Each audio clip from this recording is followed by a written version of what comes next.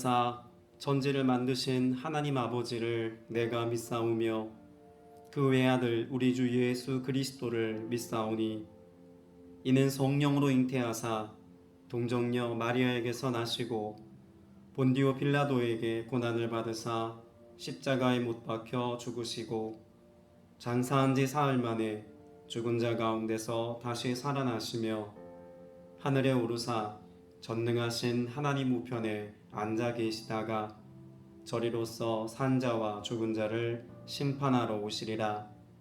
성령을 믿사오며 거룩한 공예와 성도가 서로 교통하는 것과 죄를 사하여 주시는 것과 몸이 다시 사는 것과 영원히 사는 것을 믿사옵나이다. 아멘.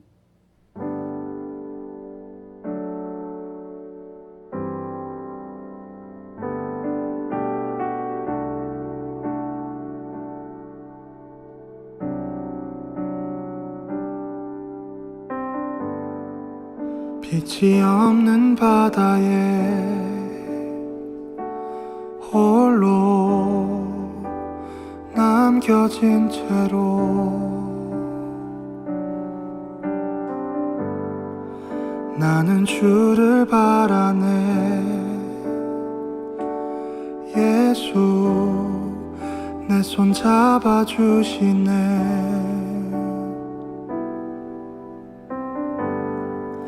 빛으로 오신 그가 내 삶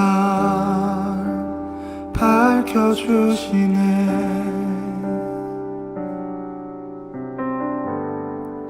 나는 주를 따르리. 내 평생 주 사랑하리라.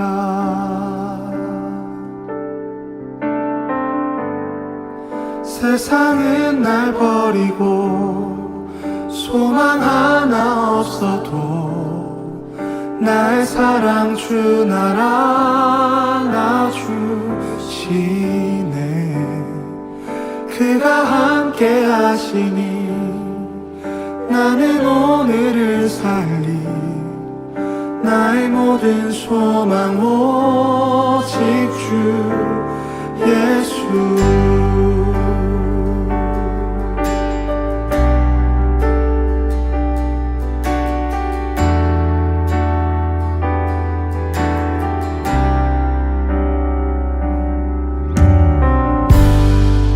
빛으로 오신 그가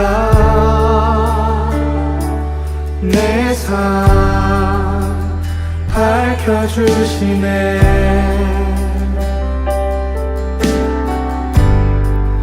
나는 주를 따르리.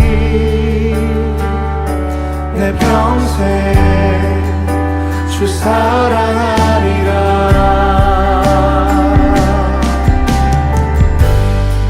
세상은 날 버리고 소망 하나 없어도 나의 사랑 주 나라 놔주시네.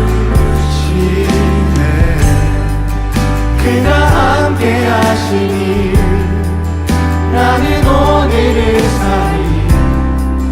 나의 모든 소망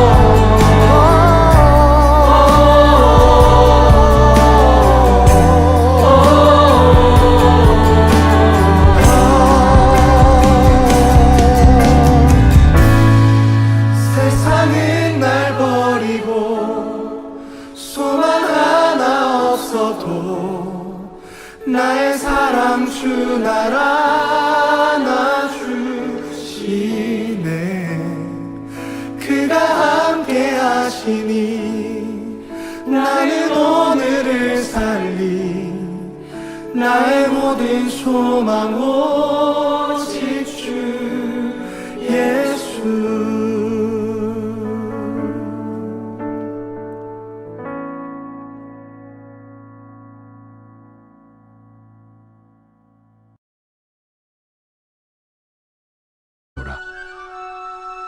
우리가 육신으로 행하나 육신에 따라 싸우지 아니하노니 우리의 싸우는 무기는 육신에 속한 것이 아니요 오직 어떤 견고한 진도 무너뜨리는 하나님의 능력이라. 모든 이론을 무너뜨리며 하나님 아는 것을 대적하여 높아진 것을 다 무너뜨리고 모든 생각을 사로잡아 그리스도에게 복종하게 하니 너희의 복종이 온전하게 될 때 모든 복종하지 않는 것을 벌하려고 준비하는 중에 있노라. 너희는 외모만 보는도다. 만일 사람이 자기가 그리스도에게 속한 줄을 믿을진대 자기가 그리스도에게 속한 것 같이 우리도 그러한 줄을 자기 속으로 다시 생각할 것이라. 주께서 할렐루야. 오늘도 주께서 각자에게 예비하신 은혜와 또 진리의 말씀으로 가르쳐 교훈하시는 은혜 더하실 줄 믿습니다. 우리 함께 인사 나눌까요? 주님의 이름으로 사랑하고 축복합니다. 주님의 이름으로 사랑하고 축복합니다. 온라인으로 예배하는 모든 지체들도 주의 은혜와 사랑으로 축복합니다. 오늘 저는 여러분들과 함께 읽은 고린도후서 10장 3절 이하 말씀을 중심으로 영적 무기력을 뛰어넘으라 라는 제목으로 하나님 말씀 나누고자 합니다. 우리가 흔히 말하는 성공을 이루기 위해서는 각기 저마다의 방식을 가지고 정말 최선의 삶을 살아가고 있습니다. 현대인들에게 있어서 성공이라고 하는 가치는 누구나 원하는 삶의 가치가 되었기 때문에 그렇죠. 그렇게 성공을 향해서 달려가는 동안 우리는 원치 않은 다양한 형태의 질병을 얻기도 하였습니다.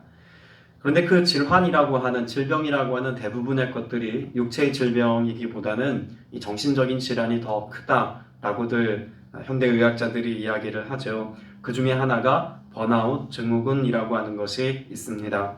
세계보건기구가 2019년 번아웃 증후군을 이렇게 정의했습니다. 제대로 관리되지 않은 만성 직장 스트레스, 그것이 번아웃 증후군이라는 거죠. 누구나 직장 다니고 또 누구나 개인차가 있기는 합니다만 스트레스는 다 있기 마련입니다. 그런데 어떤 사람은 번아웃 증후군에 걸리고 어떤 사람은 안 걸리는 뭔가 특별한 차이가 있지 않겠습니까? 이 번아웃 증후군을 정의하는 데서 그 해답을 찾을 수 있습니다. 제대로 무엇되지 않은, 관리되지 않은 만성 스트레스. 그러니까 잘 관리가 되면 그런 번아웃 상태에 이르지 않을 수 있지만 관리하지 못하게 되면 누구나 지쳐서 정신질환을 앓을 수도 있다는 겁니다. 또 그리고 이와 같은 번아웃 증후군하고 매우 유사한 형태로 나타나지만 정말 더 고치기 어려운 질병 아닌 질병이 있다고도 합니다. 게으름입니다. 현상은 똑같고 증상은 똑같은데 그 차이는 매우 크다고 하죠. 이 학생들의 경우 주로 과도하게 게임을 많이 한다거나 혹은 TV를 많이 시청한다거나 해야 할 일들이 중요한 일들이 있음에도 불구하고 이걸 미뤄두고 하지 않는 그런 게으름의 형태, 번아웃 증후군하고 느끼는 정서와 양상이 똑같다고 합니다. 어떤 차이가 있을까요? 어떤 동일한 점이 있을까요? 무기력을 느낀다는 것입니다.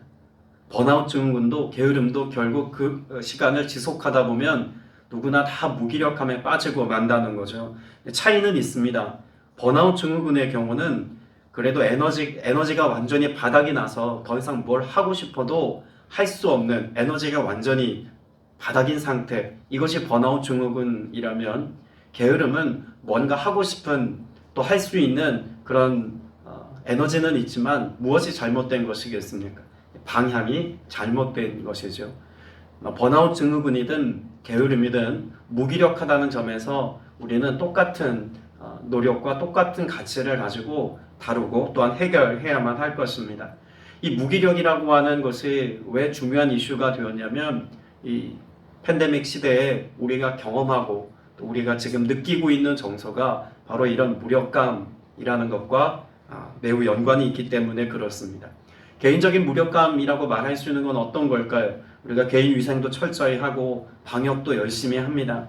그래서 만나고 싶은 사람도 안 만나고 철저히 그야말로 집콕하면서 열심히 자신의 그런 건강을 지키기 위한 많은 에너지들을 쏟고 있는데, 누군가 방역을 잘 지키지 않아서, 그래서 이 코로나 증상이 확산되어지면 내 노력의 성과가 아무 의미가 없어지는 그런 무력감을 경험하고 있는 시대를 우리는 살고 있습니다. 그런 시기가 벌써 1년 가까이 지금 진행되어지고 있으니 이런 사회적인 형태의 번아웃을 우리는 이미 경험하며 살고 있다고 말해도 과언이 아니라는 것입니다. 집단적인 번아웃 가운데 있는 우리들, 그런데 우리가 이 번아웃 상태에서 빠져나와야 하는 것처럼 여러분, 영적인 번아웃 혹은 영적인 무기력, 여러분 이런 것들도 우리가 다룰 수 있는 영적인 태도가 반드시 있어야 한다는 것입니다. 교회 안에서 봉사를 열심히 하고 또 많은 시간 주를 위해 삶을 살아가지만 정말 기쁨도 없이 내게 주어진 일만 열심히 하다 보면 우린 영적인 번아웃 상태를 경험하기도 합니다. 상대적으로 영적인 게으름이 우리를 무력감에 빠지기도 하죠. 정말 하나님께서 우리에게 말씀하신 경건의 삶의 내용들이 있습니다. 기도의 시간을 따로 구별해야 하고, 하나님 말씀 앞에 서는 삶을 선택하여 살아내야 하고, 더불어서 예배를 선택할 줄 아는 믿음의 삶의 태도가 있어야 함에도 불구하고 우리 스스로 영적인 게으름을 선택하여서 영적 무기력에 빠지는 경우들도 적지 않다는 것입니다. 외부적인 것이든 아니면 내 내면의 문제이든지 간에 이 영적인 무력감으로부터 빠져나오지 않으면 우리는 어느 순간 이 영적인 무력감에 익숙해진 삶을 살 수밖에 없다는 것이죠. 그러면 이런 영적인 무기력을 해결하기 위한 방법은 무엇이 있을까요? 여러 가지로 정의할 수 있겠습니다만 딱 한 가지로 정의한다고 한다면 모든 상황을 하나님의 시선으로 바라보는 것입니다.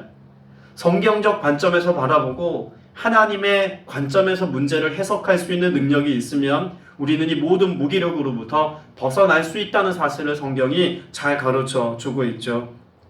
더 이상 영적인 삶을 살아낼 만한 에너지가 없다고 느끼는 그 순간에 하나님 앞에 엎드려 기도하고 간구할 때 주님은 우리에게 약속하신 성령님 통하여서 영적인 힘을 가지고 능력과 권세를 가지고 살아갈 만한 모든 필요한 것들을 공급하시겠다고 약속하셨습니다. 그 약속을 믿으십니까? 더불어서 우리가 영적인 게으름의 삶을 살다가도 우리의 삶의 방향을 전환해서 깨어서 기도하고 예배하고 또 하나님의 은혜를 사모하는 그런 믿음의 현장 가운데 있을 때 주님께서는 우리를 다시 솟게 하시듯 그렇게 새 힘을 주시고 믿음의 삶을 살아갈 수 있는 은혜를 우리에게 베푸신다고도 말씀하고 있습니다. 특별히 오늘 우리가 읽은 고린도후서 10장 3절 이하의 말씀은 그런 우리의 영적인 게으름이나 영적인 무기력이나 영적인 번아웃 상태로부터 벗어날 수 있는 아주 중요한 몇 가지 해법을 우리에게 가르쳐 주고 있습니다. 자, 먼저 3절 말씀을 다시 한번 읽어보겠습니다. 시작. 우리가 육신으로 행하나 육신에 따라 싸우지 아니하노라. 여러분, 우리가 영적인 무기력에 빠지지 않기 위해서 혹은 영적인 무기력에 빠졌다고 했을지라도 우리가 해야 되는 첫 번째 시도는 항상 믿음의 시선을 교정하는 것입니다. 문제를 바라보는 시선을 바꾸는 것입니다. 사도 바울은 여러 가지 많은 어려움을 겪으면서 사역하고 있었죠. 우리가 잘 알고 있는 것처럼 몸에 질환이 있었습니다. 안구 질환이라는 사람도 있고 간질이라고 말하는 사람도 있습니다만 그게 어떤 질환이든지 간에 그는 이와 같은 신체적인 연약함 때문에 많은 교회 성도들로부터 영적인 권위를 인정받지 못하는 위협 가운데 있기도 했습니다. 더불어 그는 다른 여러 교회 리더십들에 비해서 말 못하는 사람으로 정평이 나 있었습니다. 편지를 잘 써서 글을 쓰고 또 그래서 그의 생각을 글로 전달하는 데는 탁월했는지 모르겠습니다만 말 주변이 없었던 모양입니다. 그래서 아볼로나 다른 여러 사도들에 비해서 항상 비교당하였고 이것 때문에 사도적 권위가 인정되지 못하는 경우도 매우 많았습니다. 여러분 한번 생각해 보십시오. 초대교회 공동체가 세워지기까지 소아시아 일대 여러 교회들이 세워지기까지 가장 많은 에너지와 많은 열정과 자신의 삶의 가치를 쏟아부은 단 한 사람이 있다면 누구일까요? 사도 바울입니다. 그런데 그런 자신의 연약함에 아주 사소한 문제라고 볼 수 있는 그런 문제들 때문에 인정받지 못하고 사람들에게 비난당하고 심지어 조롱거리가 된다면 내가 여태까지 열심을 내고 수고한 것에 대해서 인정받지 못함으로 인하여서 그는 무기력해질 수 있는 그런 충분한 조건을 갖췄다고 말할 수 있지 않겠습니까? 그런데 사도 바울은 오늘 본문에서 기록하고 있는 고린도 교회에서뿐만 아니라 여러 지역에서 사역할 때 그보다 더한, 아니 많은 양상의 어렵고 힘든 상황들을 직면하고도 그는 번아웃 되지 않았고 또 마음에 낙담하지 않았으며 무엇보다도 무기력에 빠지지 않았다는 것을 알 수 있습니다. 빌립보서 4장 11절 말씀에서 그 해답을 우리에게 주고 있습니다. 나는 비천에 처할 줄도 알고 풍부에 처할 줄도 알아 모든 일 곧 배부름과 배고픔과 풍부와 궁핍에도 처할 줄 아는 무엇을 배웠노라? 일체의 비결을 배웠노라 라고 말합니다. 여러분, 이 말씀 빌립보서 4장 11절 이하에 그렇게 일체의 비결을 배웠다라고 말한 뒤에 뒤따라오는 12절 말씀에서 그가 모든 자신의 삶의 현실적인 문제를 어떤 관점에서 해결했다라고 하는 사실을 밝히 말하고 있습니다. 따라서 고백합시다. 주 안에서. 주 안에서 문제를 본 겁니다. 배고픔의 문제가 있었습니다. 현실적인 문제죠. 가난이라는 현실의 문제도 있었습니다. 푸대접받는 현실도 있었습니다. 다 현실적인 문제들입니다. 그런데 그와 같은 현실적인 문제들을 그저 인간적이고 개인적인 차원에서 바라본 것이 아니라 하나님이 나를 애초에 부르셨을 때 이와 같은 삶을 아시고도 나를 부르셨다는 사실을 바울은 인정했습니다.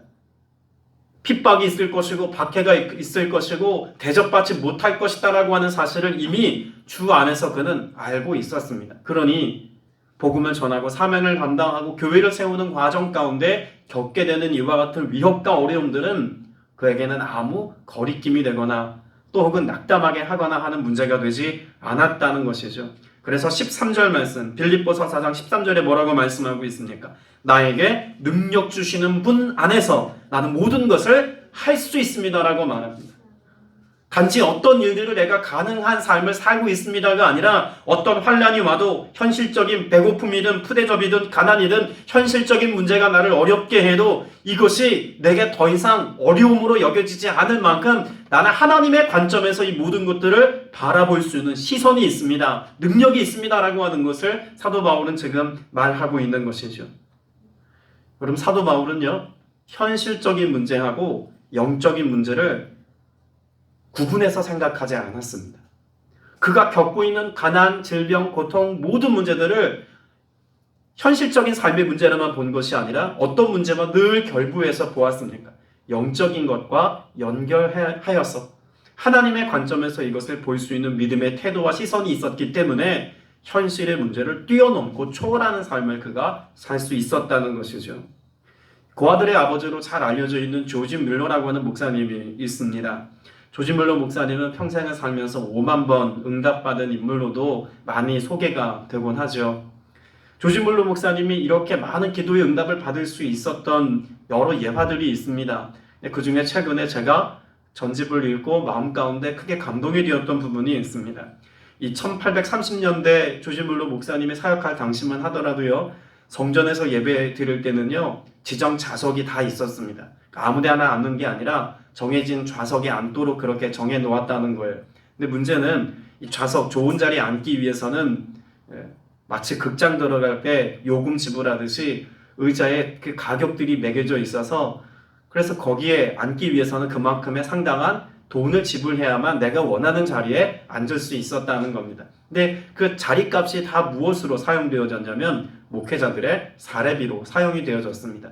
그러니까 이게 성경적이지 않은 삶의 방식이고 예배의 방식이라는 걸 너무 잘 알면서도 이걸 목회자들이 쉽게 못 바꾸는 거예요. 이유가 뭘까요?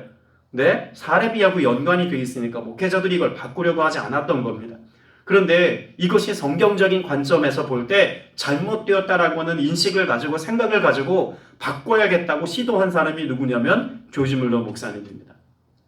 내가 사례를 덜 받더라도, 아니 못 받더라도 내가 하나님 보시기에 합당하지 않은 것을 선택하지 않기로 결정했습니다 라고 하는 마음을 가지고 목회를 한 것이죠. 1831년 6월 1일자 그의 일기장에 보면 그가 재정적인 어려움을 가지고 하나님 앞에 오랫동안 기도하는 내용이 기록되어져 있습니다. 그런데 그 기도문에 보면 이렇게 써있다고 하죠. 내가 믿음으로 사는 것이 너무 지나쳤나? 마음이 어려워지기 시작한다 라고 하는 그런 글이 있습니다. 그만큼 재정적인 어려움이 아마 매우 컸던 것이겠죠. 근데 그와 같은 어려움을 가지고 하나님 앞에 기도하면서 일기를 써 내려가던 다음 날 하나님이 교회 재정을 담당하고 있었던 지체들로부터 많은 재정이 합당한 재정이 채워지는 그런 은혜에 대한 감사 기도가 함께 거기 기록되어져 있습니다. 여러분, 조지 물러 목사님의 그런 일기장에 기록되어져 있는 믿음으로 사는 것에 내가 지쳐버리는 영적인 무기력이 우리에게도 있을 수 있지 않겠습니까? 오랫동안 기도하고 내가 믿음을 선택해 살았음에도 불구하고 내가 원했던 방식의 응답이 주어지지 않거나 그 고통과 탄식의 문제가 쉽게 해결되지 않는다면 우리도 내가 살아가는 믿음으로의 삶의 방식이 과연 정말 잘한 걸까라고 하는 회의와 무력감이 찾아올 수 있다는 겁니다. 그러나 끝까지 믿음으로 기도한 사람에게 무엇이 있습니까? 하나님의 응답이 있고 하나님의 돌봄과 채우심이 있다는 것입니다. 생활에 필요한 재정이 없다면 제일 먼저 해야 될 일이 뭘까요? 나가서 일하는 것이거나 일할 만한 여건과 상황이 되지 않는다면 누군가에게 손을 내밀어 돈을 빌리는 행위가 가장 일반적이고 상식적인 수준에 이를 겁니다. 그런데 조지 물러 목사님은 무엇을 선택한 겁니까? 기도하기를 선택한 것입니다. 하나님의 도우심을 구하는 삶을 선택하여 그가 엎드려 주님의 은혜를 갈망하는 삶을 살았던 것이죠. 때문에 그가 경험했던 삶의 은혜는 무엇일까요? 상식을 뛰어넘는 삶입니다.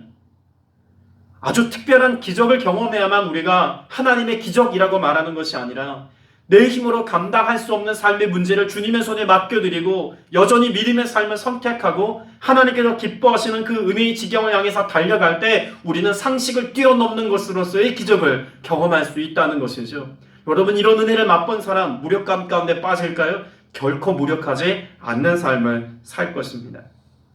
오늘을 사는 우리 그리스도인들의 고질적인 문제 중에 하나가 영적인 것과 육적인 것을 너무 별개의 것으로 여기며 살아갈 때 무력감에 빠진다는 것, 다시 한번 생각해 보아야 합니다.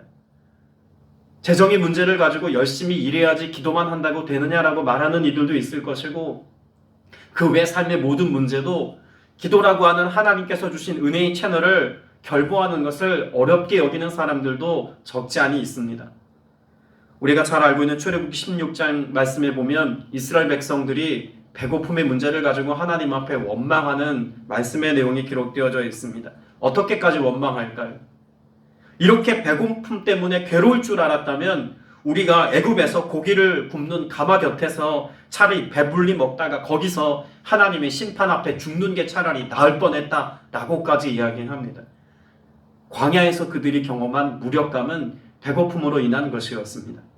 그런데 하나님께서 그렇게 무력해진, 그래서 원망과 불평을 끊임없이 쏟아내는 이스라엘 백성들에게 하나님께서 무엇을 허락해 주십니까? 만나를 허락해 주셨죠. 여러분, 이스라엘 백성들이 잘못 생각한 것 중에 하나가 무엇이었을까요? 하나님께서는 분명 애굽 땅에 10가지 재앙을 내릴 만큼 큰 권능을 갖고 계신 하나님이셨습니다. 홍해를 갈라 그들로 하여금 다 마른 땅과 같이 걷게 하셨던 하나님이시고, 다시 그 물을 덮어 애굽의 군대를 수장시키신 놀라우신 능력의 하나님이시요 승리의 하나님인 것을 믿고 알았습니다. 그런데 우리의 일상의 문제, 먹고 마심의 문제는 하나님이 개입하실까? 혹은 그런 문제는 하나님이 개입하시지 않을 거라고 하는 잘못된 생각, 그런 아직까지 깨닫지 못한 삶의 연약함의 모습이 있었다는 거죠. 출애굽기 16장 4절에 보면 그때 여호와께서 모세에게 이르시되 보라, 내가 너희를 위하여 하늘에서 양식을 비같이 내리니니 백성이 나가서 일용할 것을 날마다 거둘 것이라.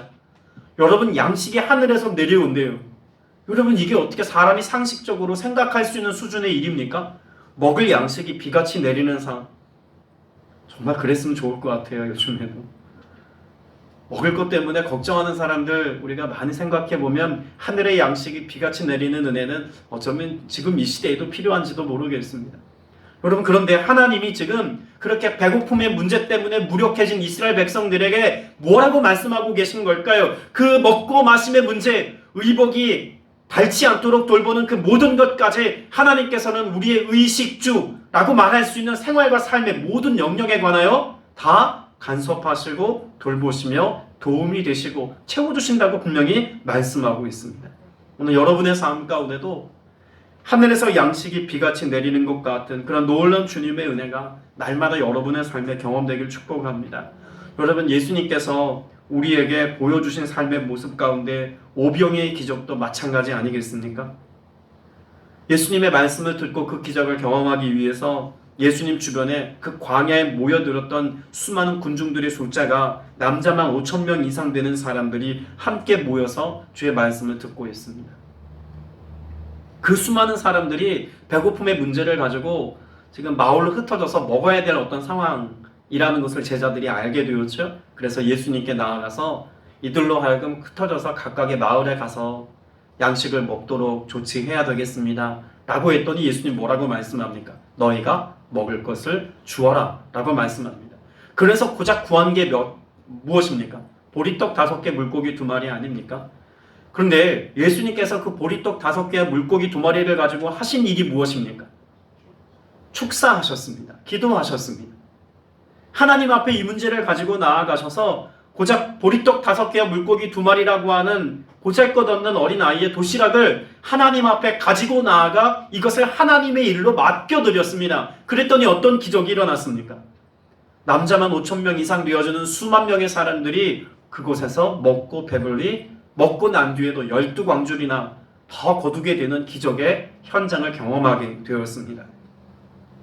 여러분, 우리도 동일한 삶의 문제들과 직면하며 살아갑니다. 배고픔의 문제, 건강의 문제, 직장에서의 문제, 학업의 문제, 다 일상의 문제들입니다. 자녀들을 돌보는 문제나 부모를 봉양하고 섬기는 문제나 다 일상의 문제들 아닙니까? 그런 일들이 기도로 해결되어지고 기도 가운데 하나님이 역사하시는 은혜의 현장이 되게 하는 것은 저희들의 몫입니다. 하나님은 충분히 그렇게 하실 수 있는 하나님이시지만 우리가 기도하지 아니하고 은혜를 갈망하지 않으면 일상을 돌보시는 하나님의 은혜를 경험하지 못한 채 살아간다는 거죠. 여러분, 우리가 주일날만 하나님의 은혜를 경험하는 것이 아니라 우리가 더 많은 시간을 보내는 그런 평일의 삶, 일상의 삶, 여러분, 여기서 하나님의 은혜를 경험하지 못하면 우리는 심각한 영적 무기력에 빠질 수 있습니다. 그러나 만일 우리의 일상이 기적의 현장이 되게 하고 우리가 살아가는 가정과 일터와 학업의 현장이 하나님이 일하시는 기적의 자리가 되게 하면 우린 살아계신 하나님, 역사하시는 하나님, 은혜 베푸시는 하나님, 능력의 하나님, 우리의 삶의 주권자 되시는 함께 하시는 하나님의 은혜로 인하여서 무기력이 아니라 날마다 활력이 넘치는 믿음의 삶을 이어가게 될 줄로 믿습니다. 학생들이 공부를 잘하기 위해서는 기도만 해서는 안 됩니다. 그러나 그렇다고 해서 공부만 해서도 안 됩니다. 기도하며 공부할 때 하나님이 내게 행하시는 하나님의 은혜를, 그 지혜를 베푸시고 내 인생의 삶의 목적을 향하여 나아갈 모든 필요를 채워주시고 돌보시는 하나님의 은혜를 경험할 수 있는 겁니다. 직장에서 기도만 한다고 해서 우리가 원하는 삶을 살거나 또 우리가 원했던 자리에 이르는 것은 아닙니다. 그러나 기도 없이 열심히 일하는 것만으로도 우리의 삶에 무언가 이루어낼 수 있다고 생각하면 역시 착각이고 오류를 범하는 삶의 태도입니다. 기도하면서 우리에게 주어진 일들을 감당해야 합니다. 하나님이 우리에게 말씀해 놓으신 영적인 지표가 어디인지, 성령께서 오늘도 내 삶을 어디로 이끌고 가시기를 원하시는 것인지, 그것이 내가 일반적으로 상식 수준에서 생각하는 그것과 다르다 할지라도 성령께서 말씀을 통하여 우리에게 말씀해 놓으신 그것을 따라 순종해 갈 때 얼마나 놀란 하나님의 일들이 일어나는지를 우리의 일상에서 경험해야 한다는 것입니다. 시간의 문제, 재정의 문제, 관계의 문제, 다 일상의 문제지만 여러분, 이것을 가지고 주님 앞에 낱낱이 아뢰며 기도하여서 그래서 우리의 삶의 작은 것까지 채워주시고 돌보시는 하나님의 은혜 누릴 수 있게 되시기를 주님의 이름으로 축복합니다. 두 번째로 우리가 영적인 무기력에서 빠져나오기 위해서 해야 될 또 한 가지 중요한 삶의 태도가 있습니다. 4절, 5절 말씀 같이 한번 읽어보겠습니다. 시작. 우리의 싸우는 무기는 육신에 속한 것이 아니요 오직 어떤 견고한 진도 무너뜨리는 하나님의 능력이라. 모든 이론을 무너뜨리며 하나님을 아는 것을 대적하여 높아진 것을 다 무너뜨리고 모든 생각을 사로잡아 그리스도에게 복종하게 하니. 여러분, 4절의 말씀을 제가 다른 번역본으로 읽어드리겠습니다. 우리는 세속의 무기를 가지고 싸우는 것이 아니라 아무리 견고한 성이라도 무너뜨릴 수 있는 하나님의 강한 무기를 가지고 싸우는 것입니다. 우리는 잘못된 이론을 무찔러 무너뜨려야 합니다 라고 말합니다. 여러분, 오늘 저와 여러분이 이 땅을 살기 위해서 선택해야 될 두 종류의 무기가 있다는 것을 말씀하고 있죠. 세속의 무기가 있고 하나님의 강한 무기가 있다고 분명히 말씀하고 있습니다. 그런데 우리는 이 땅을 살면서 하나님의 강한 무기는 애초에 없는 것처럼 여기며 살아가는 삶의 방식을 선택하여 살기도 하죠. 애초에 무엇만 가지고 살려고 합니까? 세속의 무기만 가지고 살려고 하는 삶의 태도와 습관이 있습니다. 그래서 내가 생각하기에 보통의 사람들이 합의한 그런 세속의 가치를 따라서 합리적이라고 여기는 것을 가지고 선택하며 살아가는 것이 유일한 선택지라고 여겨서 기도하거나 하나님의 은혜를 구하거나 주님의 도우심을 갈망하는 삶을 애초에 살지 않기도 합니다. 저는 오늘 예배하는 저와 여러분 모두가 하나님의 일하심과 역사하심을 경험하기까지 세속의 무기만 가지고 살아가는 삶이 아니라 하나님의 강력, 하나님의 강한 무기를 가지고 사셔서 하나님께서 우리가 살아가는 일상 속에서 얼마나 더 놀랍게 승리의 역사를 이루게 하시는지 하나님께서 주신 것을 가지고 이 은혜를 맛보는 여러분 되시기를 주님의 이름으로 축복합니다. 구약 성경에 보면 여러 번의 전쟁 스토리들이 성경에 기록되어져 있지 않습니까? 그런데 전쟁을 준비하는 모습이 일반적인 전쟁 준비의 모습과 같지 않는 것이 대부분의 이스라엘의 전쟁사입니다. 성경에 기록된 전쟁사는 대부분 그런 것이죠. 그 중에서도 가장 대표적인 전쟁을 손에 꼽으라고 한다면 기드온과 300용사가 전쟁하는 장면입니다. 애초에 이스라엘 군대가 상대해야 될 군대의 규모가 어떠하다고 성경에 기록하고 있을까요? 사사기 7장 12절 말씀에 보면 미디안과 아말렉과 동방의 모든 사람들이 골짜기에 누웠는데 메뚜기의 많은 수와 같고 그들의 낙타의 수가 많아 해변에 모래 많음 같은지라 라고 말합니다. 그 수가 메뚜기 떼 같고 모래 같다는 이야기는 그 수를 헤아릴 수 없을 만큼 많은 군대가, 상대할 수 없는 대규모의 군대가 지금 이스라엘을 무너뜨리기 위하여 진을 쳤다는 것을 말하고 있지 않습니까? 그런데 하나님께서 모여든 이스라엘 백성들의 숫자를 계속해서 많다고 감하십니다. 이것도 많다, 이만큼도 많다. 그래서 결국 남겨진 숫자가 300명이죠. 여러분, 애초에 이 싸움은 전략적으로 잘못된 싸움입니다. 상식 수준 이하의 그런 전쟁을 치르려고 하는 모습입니다. 아무리 정예 군사라고 할지라도 300명 가지고 전쟁을 치르는 것은 상식 이하죠. 더욱이 그들의 손에 준비된 무기는 더욱더 가관입니다.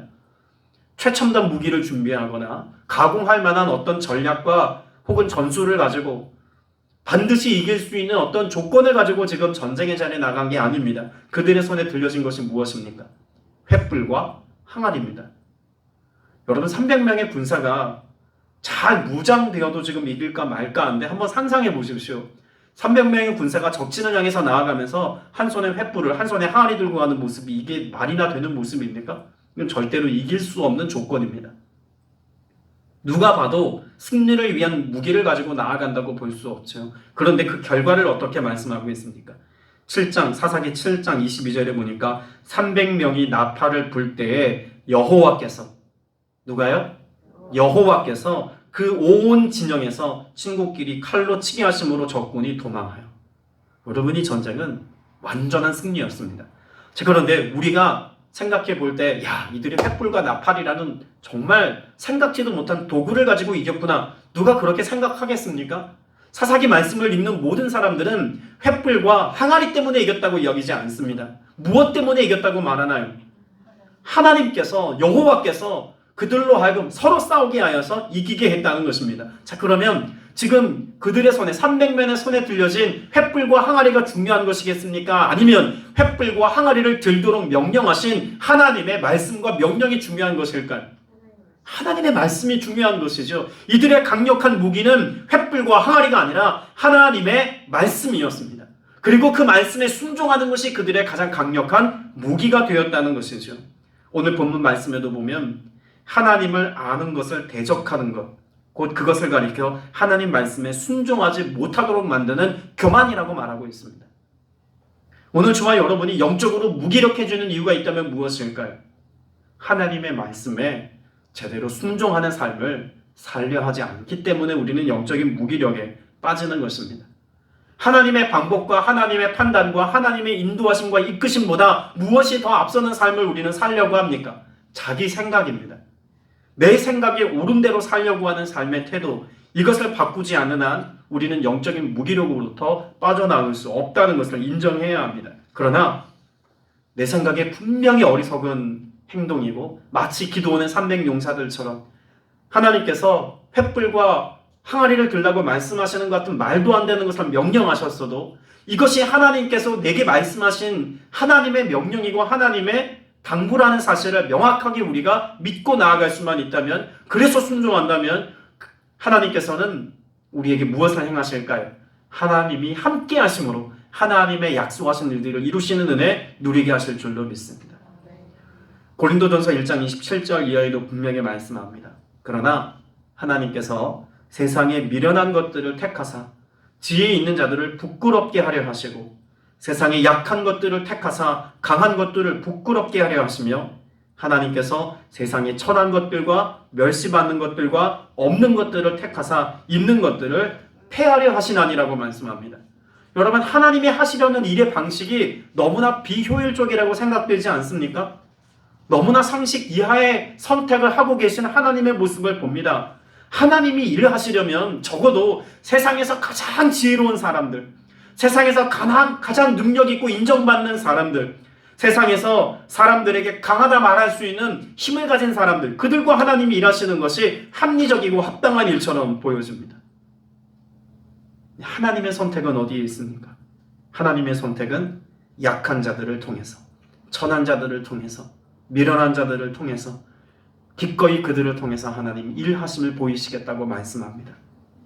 그럼 왜 하나님께서 이렇게 일하시겠다고 말씀합니까? 이는 아무 육체도 하나님 앞에서 자랑하지 못하게 하려 하심이니라. 여러분, 우리의 강함이 하나님의 미련함보다 탁월하지 않습니다. 우리가 가지고 있는 소유가 하나님이 가지고 계신 것에 비하여서 월등히 많다고 자신한 인생은 아무도 없습니다. 때문에 우리는 철저히 어떤 삶을 살아야 한다는 것입니까? 내 생각과 같지 않아도 하나님의 것을 가지고 하나님의 방법과 하나님의 능력으로 살 때 우리는 세상에서 넉넉히 이기는 삶, 승리하는 삶, 하나님께서 우리에게 말씀하신 성공에 도달하는 삶을 살 수 있다고 말씀합니다. 여러분, 이것을 가장 완벽하게 증명하신 분이 누구십니까? 예수 그리스도입니다. 성경이 말씀하고 있지 않습니까? 골로새서 2장 15절에 통치자들과 권세들을 무력화하여 드러내어 구경거리로 삼으셨습니다. 무엇을 통해서요? 십자가로 그들을 이기셨느니라라고 말씀합니다. 여러분, 십자가는요, 수치의 상징입니다. 십자가는 가장 비참한 죽음이고 눈뜨고 볼 수 없는 가장 처참한 광경을 연출하는 자리가 십자가의 자리입니다. 그런데 도리어 그와 같이 사람들의 손에 죽임당한 예수 그리스도, 가장 무력한 모습으로 십자가 위에 계신 예수 그리스도, 그 예수 그리스도께서 승리하신 이유가 어디에 있다고 말씀하나요? 십자가에 있다고 말씀하고 있는 것입니다. 사람들 눈에는 영원한 패배처럼 보였지만, 너무나 안타까운 인생의 끝맺음이라고 여겼지만, 그러나 예수께서 죽으심으로 사단도 생각해내지 못했던 모든 인류의 죄를 대속하시는 구원의 역사를 이루셨습니다. 사람들 눈에는 죽음으로 끝마친 것 같았지만 예수님께서는 죽음의 권세를 이기시고 3일 만에 부활하심으로 놀라우신 하나님 역사의 승리가 무엇인지를 증명해 보이셨습니다. 그래서 고린도전서 1장 18절에 사도 바울은 이렇게 이야기하기도 하죠. 십자가의 도가 멸망하는 자에게는 미련한 것이요 구원을 받는 우리에게는 하나님의 능력이라. 여러분, 무엇으로 사시겠습니까? 십자가로 승리하는 삶을 사는 여러분 되시길 축복합니다.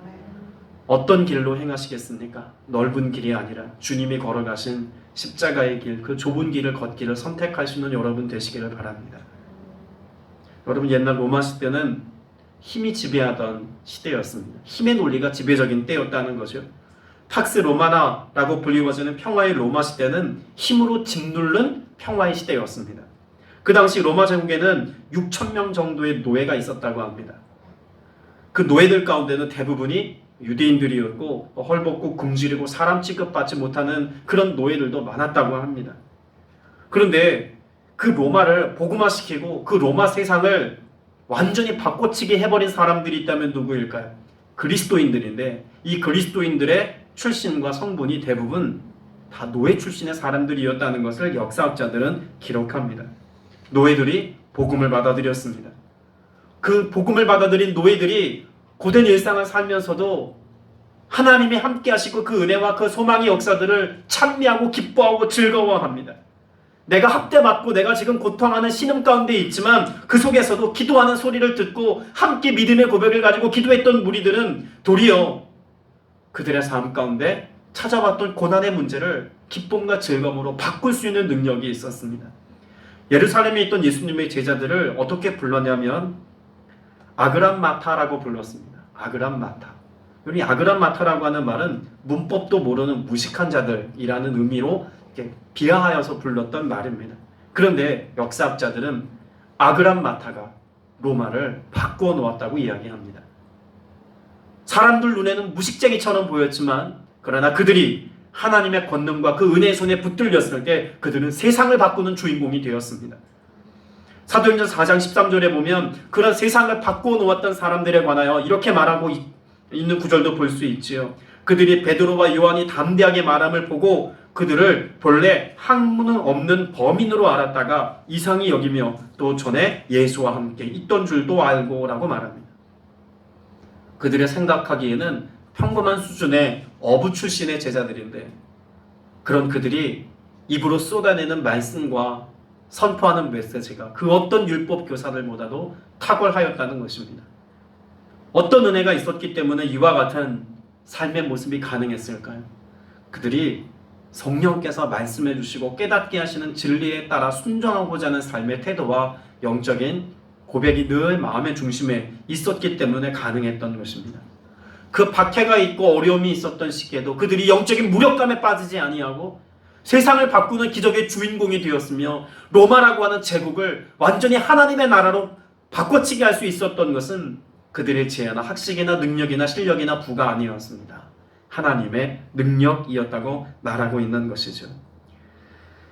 때문에 오늘 저와 여러분이 주목해 볼 것은 과연 내게 이와 같은 하나님의 능력, 하나님의 권세가 내게 있으면 이것을 누리며 사는지를 늘 점검해야 할 것입니다. 말씀을 맺으면서 8절 말씀을 같이 읽어보려고 합니다. 8절입니다. 시작. 주께서 주신 권세는 너희를 무너뜨려서 하신 것이 아니요 세우려 하신 것이니 내가 이에 대하여 지나치게 자랑하여도 부끄럽지 아니하리라. 오늘 저와 여러분이 그런 십자가의 길을 걷고 남다른 세상의 방식이 아닌 남다른 하나님의 말씀을 쫓아 살아가고자 할 때 주님은 우리에게 무엇을 주신다고 말씀하셨습니까? 권세를 주시겠다고 말씀합니다. 여기 말하는 권세라고 하는 말은 흔히 익소지아라고 부르죠. 하나님 자신의 권세입니다. 하나님이 갖고 계신 권세, 그 능력을 누구에게 주시겠다고요? 그렇게 믿음의 삶을 살고 하나님의 관점으로 세상을 바라보고 믿음의 선포를 가지고 살아가는 자들에게 권세를 주시겠다고 말씀합니다. 일반적으로 권위라고도 말하죠. 여러분이 권세, 권위는 특정한 사람들에게 부여된 권한을 나타내는 말이기도 합니다. 여러분이 권세, 권위라고 하는 것을 잘 대변해 주는 것이 복장이죠. 흔히 제복이라고 하는 것입니다. 경찰이 제복을 입는 순간 국가가 그에게 부여해 준 권한을 가지고 그 일들을 잘 감당해내는 것입니다. 아무리 연약해 보이는 경찰이라도 제복을 입고 그가 경찰인 것이 증명되면 그럼 큰 덤프트럭이 지나가도 그의 손짓 하나만으로도 그 트럭은 곁에 세워야 합니다. 길가에 세워야만 해요. 무엇 때문에 그렇습니까? 국가가 그에게 부여해준 권세가 있기 때문에 그런 것입니다. 때문에 법을 다루는 이들이 법복을 입고 또 사람의 생명을 다루는 의사가 가운을 입는 것, 목회자 가운을 입는 것도 다 그런 의미에서 권세와 권한을 나타내기 위한 하나의 모습 아니겠습니까? 자, 그러면 그런 권세가 우리 영적인 무기력으로부터 벗어나는 것과 어떤 연관이 있을까요? 로마서 13장 14절 말씀에 보면 그리스도인이 옷 입어야 한다고 말씀합니다. 우리에게 주신 하나님의 권세를 나타내기 위해서 반드시 입어야 하는 의복이 있다고 말씀하고 있죠. 무엇을 입어야 한다고 말씀하고 있을까요? 그리스도로 옷 입고라고 말하고 있습니다. 그리스도로 옷 입어야 되는 이유 뭐라고 또 설명하고 있을까요? 그리스도와 연합하기 위한 세례이기 때문에 반드시 그리스도로 옷 입어야 한다고 말씀하고 있습니다. 여러분 이것을 다른 말로 성령으로 세례받는다라고 표현하고 하기도 하지 않습니까? 우리가 성령으로 세례를 받고 그래서 그리스도로 옷 입고 그리스도와 연합하여서 성령의 사람이 되면 오늘 저와 여러분의 삶 가운데 어떤 은혜가 있다고 말씀하고 있을까요? 우리의 힘과 능력으로 감당할 수 없고 해결할 수 없고 뛰어넘을 수 없는 삶의 문제들에 관하여서 넉넉히 이기는 삶, 결코 영적인 무기력에 빠지지 않은 생명력 넘치고 소망 넘치며 열매 맺는 삶을 산다고 말씀합니다. 갈라디아서 2장 20절에 그래서 그리스도로 옷 입고 살아가는 사람들을 어떻게 말씀하나요? 이제는 내가 사는 것이 아니요 내 안에 그리스도께서 사시는 것이라. 이제 내가 육체 가운데 사는 것은 나를 사랑하사 나를 위하여 자기 자신을 버리신 하나님의 아들을 믿는 믿음 안에서 사는 것이라. 자, 그러면 환원하여서 믿음으로 사는 것이 무엇일까요? 그리스도로 옷 입고 사는 것입니다. 그리스도와 연합하여서 내 안에 계신 예수 그리스도와 늘 동행함으로 어떤 영적인 지경과 영적인 일들을 감당할 때만 주와 살아가는 것이 아니라 우리가 언제 어디서나 무엇을 하든지 그리스도로 옷 입고 그리스도와 연합하여서 항상 주님과 동행하는 삶을 사는 것이 믿음으로 사는 삶이라고 사도 바울은 가르쳐주고 있지요. 그때 무엇이 우리의 삶 가운데 예비되어져 있다고도 말합니까? 열매가 있습니다. 우리가 믿음으로 살 때 성령의 사람에게 반드시 나타나는 것이 열매라는 겁니다. 아, 내가 믿음으로 살았더니 이런 열매를 맺었네? 라고 하는 그 열매 맺는 삶을 사는 사람이 결코 무기력해질 수 없다는 이야기죠. 어떤 열매입니까? 사랑과 희락과 화평과 오래 참음과 자비와 양성과 충성과 온유와 절제라고 하는 아름다운 열매들이 우리의 삶에 많이 맺히게 된다고 말씀하고 있습니다. 그런 열매들을 풍성히 맺는 사람, 무력함에 빠질 여력이 없습니다. 도리어 하나님이 하신 일들을 가서 전하고 또 베푸신 은혜 안에서 내가 받은 위로와 사랑, 공급하심을 가지고 더 결핍되고 부족하고 어려운 사람들에게 다가가 이것을 나누어 주고 뭔가 행동하는 신앙인으로서의 삶을 살아가다 보면 영적인 무기력에 빠질 여유가 없습니다.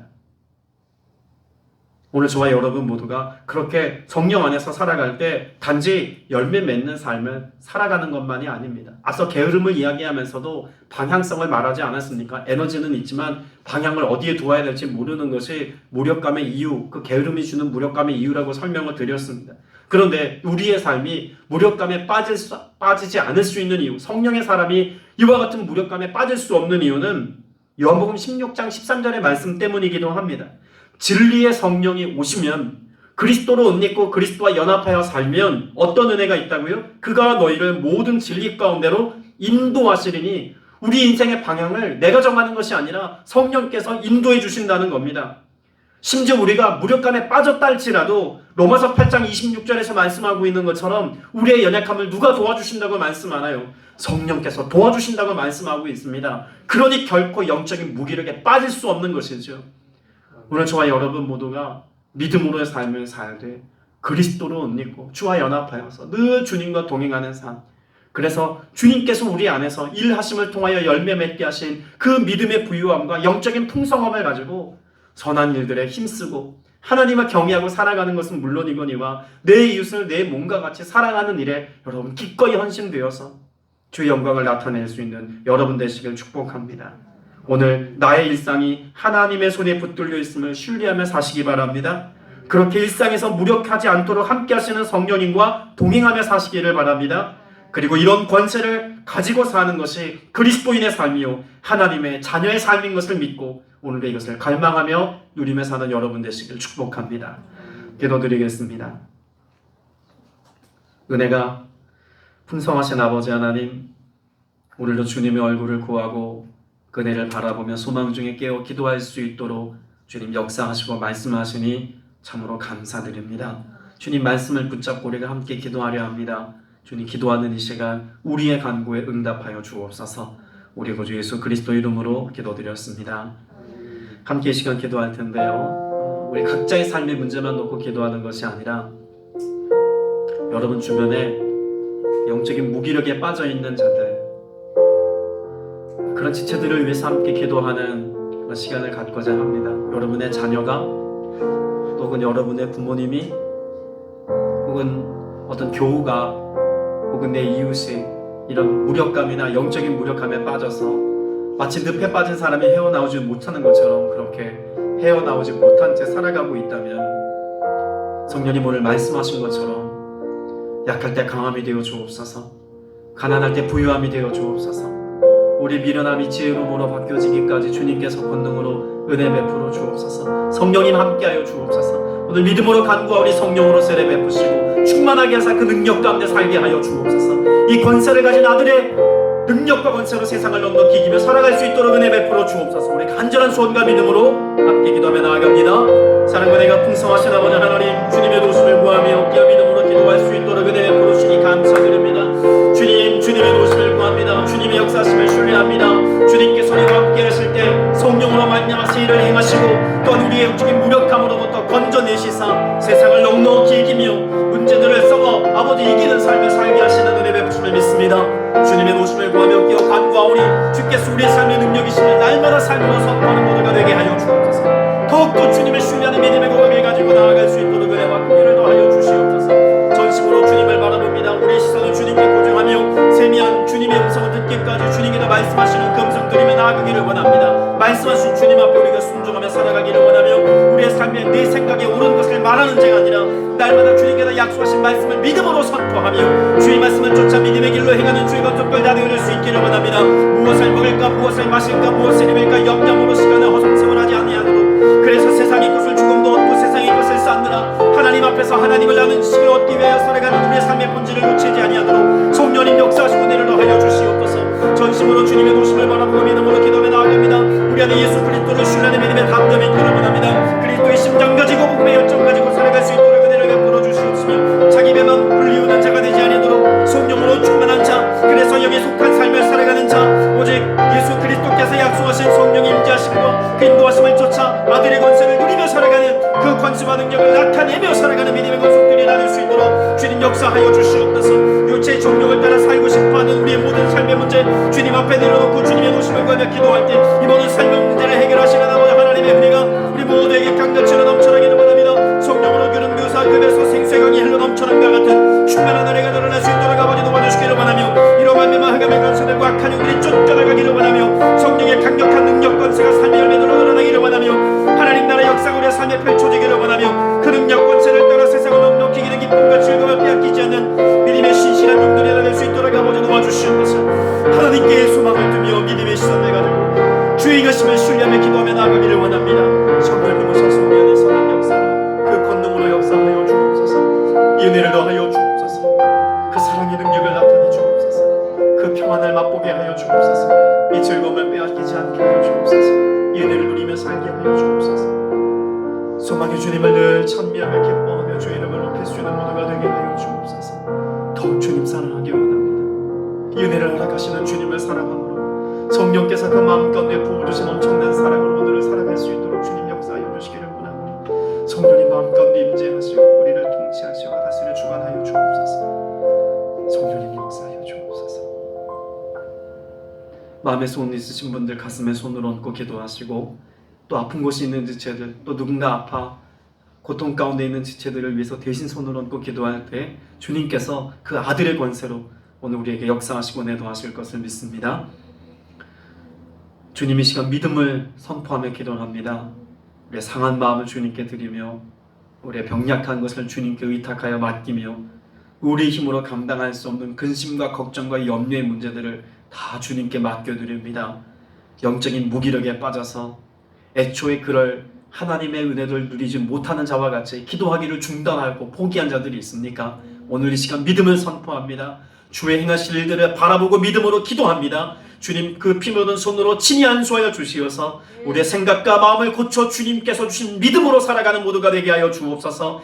약속 있는 주의 말씀을 신뢰하는 믿음의 고백을 가지고 나아가기를 원합니다. 세상을 향하여 담대함으로 나아갈 수 있는 믿음의 백성들 되어지기를 원합니다. 의심하지 아니하고 구하고 찾고 두드리는 자에게 예비하신 하늘의 좋은 것과 땅의 기름진 것으로 채우시는 축복과 안에 누리게 하실 것을 믿사오니 주의 이 믿음을 사용하여 주시옵소서. 주의 도심을 구하며 간절히 구합니다. 우리의 가정이 회복되어지기를 원합니다. 믿음의 가정 되어지기를 원합니다. 우리의 일터와 직장이 새롭게 되어지기를 원합니다. 하나님 쓰시기에 합당한 거룩한 도구로서의 일터가 되게 하여 주시옵시며 그곳에서 하나님의 영광스러운 역사가 드러나는 것을 보게 하여 주시옵소서. 우리의 일상이 하나님의 역사가 되게 하여 주시옵소서. 우리가 살아가는 모든 일상 가운데 주님 함께 계셔서 간섭하시고 역사하시고 은혜 더하여 주시옵소서. 믿음으로 간구한 모든 것 주님께서 이루시기까지 성령으로 세례 베푸시고 충만케 하실 것을 믿습니다. 성령님 오늘도 우리와 함께 하시고 평생의 동고 동행하여 주시옵소서. 주께서 우리 믿음의 선포와 간구에 응답하신 감사드리옵고 예수 그리스도 이름으로 기도드렸사옵나이다. 아멘.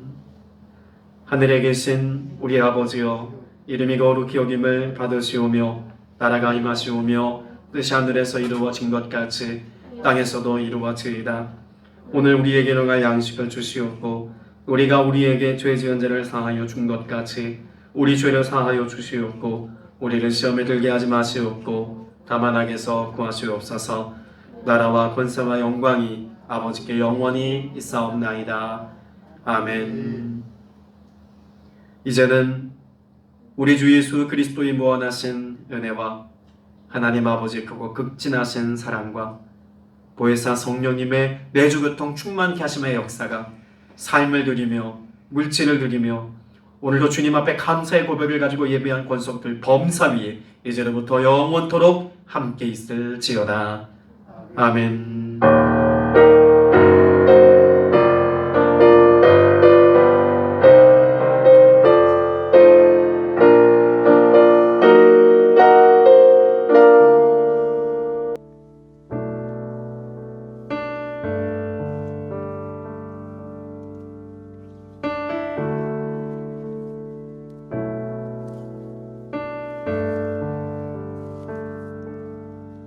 당신은 시간을 뚫고 이 땅 가운데 오셨네.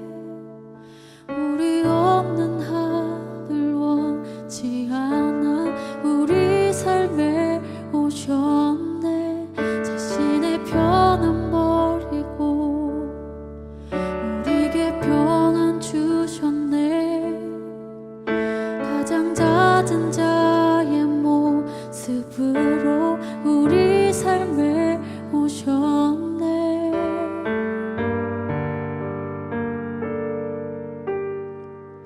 하나님 우리와 영원히 함께 하시네. 꿈 없는 우리에게 그 나라 보여주시네. 연약한 자들의 친구가 되어 주시고 힘없는 우리의 인생을 위로하시네.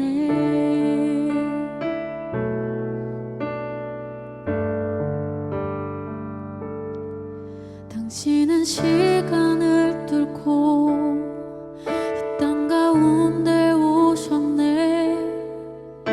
우리 없는 하늘 원치 않아 우리 삶에 오셨네.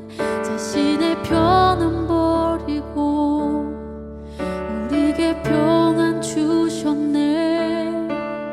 가장 낮은 자의 모습으로 우리 삶에 오셨네.